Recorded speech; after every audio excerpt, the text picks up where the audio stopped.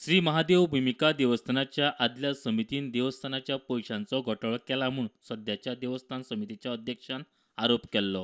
लोकांनी जी कमिटी असली गेली 6 वर्सां कमिटी जे तेंच्यांनी ते फंड म्हणजे जी चोरी केल्या जे देवस्थानचे प्रॉपर्टी करोडो रुपयांचे प्रॉपर्टी जे दुसऱ्याच्या घशात घातले ऑलरेडी तेचेर खंय तरी आमी गेली 2 वर्सां झगडत आसले.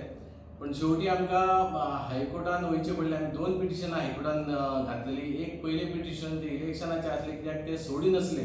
6 वर्सां जाल्यार तरी सोडी नसले. आनी सेकेंड फंड जो हेंच्यांनी जो पयसो जो देवस्थानचो खाल्ला तो तेचो जर हिशोब करून गेले जाल्यार ऑलमोस्ट करोडाच्या वयर वयतलो. देवस्थानची जी कमिटी आसा ही आयज अख्ख्या हायकोर्टान अख्ख्या गोंया फुडें हेंच्यांनी म्हाका दिसता जर कॅल्क्युलेशन केलें तर करोडाच्या वयर पावतले. श्री महादेव भूमिका देवस्थानाचो अध्यक्ष मेघश्याम राउतान केल्ले आरोप फटीचे म्हूण आदली देवस्थान समिती मिडिया मुखार आयली.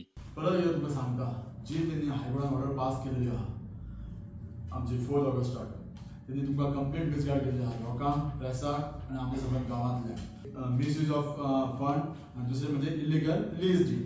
ही कोण ठरयतलो? आमचो मामलेदार बिचारी मामलेदार.